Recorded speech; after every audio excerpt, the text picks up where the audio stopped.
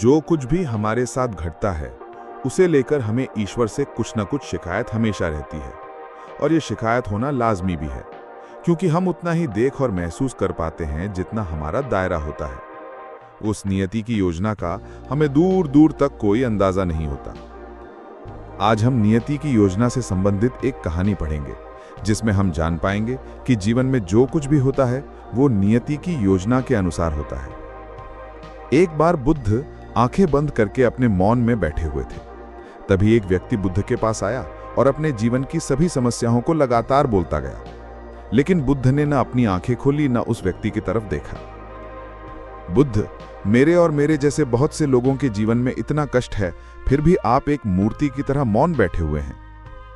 व्यक्ति के ऐसे शब्द सुनकर बुद्ध ने अपनी आंखें खोली और शांत भाव से उस व्यक्ति की तरफ देखने लगे। बुद्ध, मुझे आपसे एक शिकायत है। कैसी शिकायत? जो कोई भी आपके पास आता है, आप हर किसी को उसकी समस्या का समाधान नहीं बताते। कई बार आप मौन रहते हो और चुप्पी साध लेते हो। ऐसा लगता है आप एक मूर्ति हो जिस पर हमारे दुख का कोई असर नहीं पड़ता। मैं तो सिर्फ लोगों को चेतन होने को कहता हूं, बाकी नियति की योजना के आगे तो किसी का वश नहीं चलता।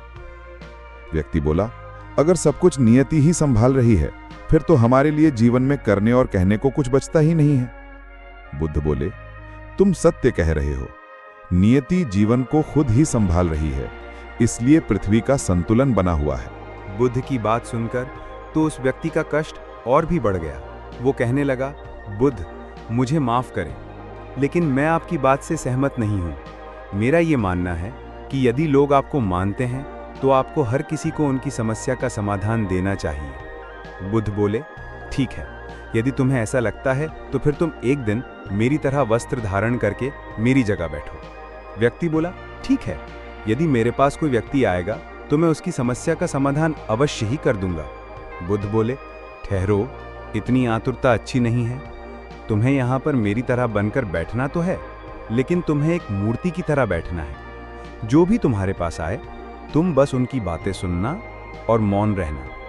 व्यक्ति बोला, यदि मुझे मौन ही रहना है तो मेरा आपका स्थान पर बैठने का क्या लाभ?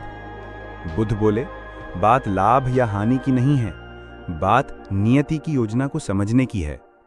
व्यक्ति ने बुद्ध की बातों को मान लिया और बुद्ध की जगह उनके स्थान पर बैठ गए। तभी एक व्यापारी उस व्यक्ति के पास आया। व्यापारी बोला, महात्मन, आपकी वेशभूषा तो बिल्कुल बुद्ध के समान है। आप भी मुझे बुद्धत्व का रूप ही लगते हैं। मैं आपका धन्यवाद करने आया हूं कि आप जैसे महात्माओं के मार्गदर्शन पाकर मैंने इतनी अपार संपदा अर्जित की है। मैं चाहता हूं मेरी सुख समृद्धि और खुशियां यूं ही बनी रहें। ऐसा कहकर वो व्यक्ति जाने ही लगा था कि अचानक उसकी जेब से कुछ धन गिर गया। व्यक्ति उस व्यापारी को बताना चाहता था, लेकिन उसे फिर याद आया कि बुद्ध ने उसे मौन रहने को कहा है। तभी थोड़ी देर बाद वहां पर एक गरीब व्यक्ति आया जो बहुत परेशान था। उसने इस व्यक्ति को प्रणाम किया और कहा, महात्मन, मुझ गरीब के पास खाने के लिए कुछ भी नहीं है। यदि आप मेरी कुछ मदद कर देते तो मैं और मेरा परिवार भोजन कर पाता। उस व्यक्ति ने हाथ जोड़कर जैसे ही अपना सिर नीचे की तरफ झुकाया, उसे व्यापारी का गिरा हुआ धन दिखाई दिया। उस धन को देखकर वो अत्यंत खुश हुआ।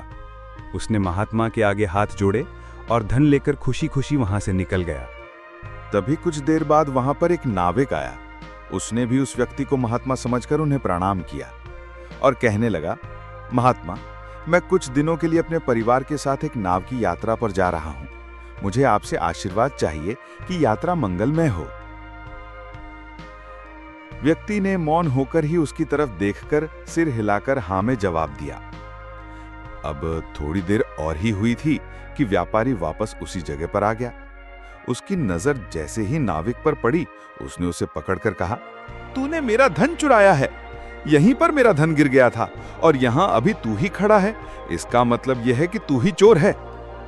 ऐसा कहकर वो उस नाविक को जोर से पकड़कर ले जाने ही लगा था कि उस व्यक्ति से रहा नहीं गया और वो बोल पड़ा, सुनो, नाविक को छोड़ दो। इसने तुम्हारा धन नहीं चुराया है। मैं जानता हूं तुम्हारा धन किसने चुराया। नाविक से पहले जो एक व्यक्ति आया था, किसी ने तुम्हारा धन चुराया है। व्यापारी ने उस व्यक्ति के सामने हाथ जोड़े और बोला, आपका धन्यवाद, आपने मुझे सच बताया। व्यापारी ने उस गरीब व्यक्ति को ढूंढ निकाला और उसे पकड़कर जेल में डलवा दिया। अब उस व्यक्ति का वक्त पूरा हो चुका था, इसलिए वो बुद्ध के पास आया और सारी घटना उन्हें सुना दी। बुद्ध बोले, पर मैंने तुम्हें मौन रहने को कहा था, तुम्हें बोलने की क्या आवश्यकता थी? व्यक्ति बोला, बुद्ध, आप कैसी बातें कर रहे हो? आप हमेशा सत्य की बात करते हो, लेकिन आप मुझे ये कह रहे हो कि मैंने सत्य क्यों कहा? बुद्ध बोले, इन जीवन में जो कुछ भी होता है वो नियति की योजना के अनुसार होता है। वो व्यापारी बहुत धनी था, उसका थोड़ा सा धन लुट जाने से उसकी स्थिति में कोई खास फर्क नहीं आता, लेकिन उस गरीब व्यक्ति को उसके धन से भोजन मिल गया था।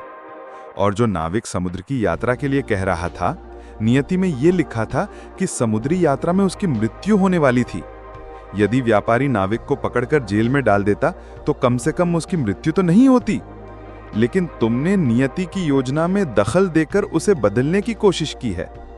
बदला सिर्फ चेतना को जा सकता है, नियति की योजना तो प्रकृति ने स्वयं रच रखी है। व्यक्ति ने बुद्ध के सामने हाथ जोड़े और कहा, मुझे माफ कर दीजिए, मैं नहीं समझ पाया था कि नियति की योजना पर हमारा कोई अधिकार नहीं है, क्योंकि उसका अधिकार तो सिर्फ प्रकृति के ही पास है।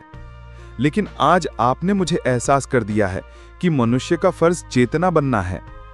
ऐसा कहकर वो व्यक्ति वहां से चला गया।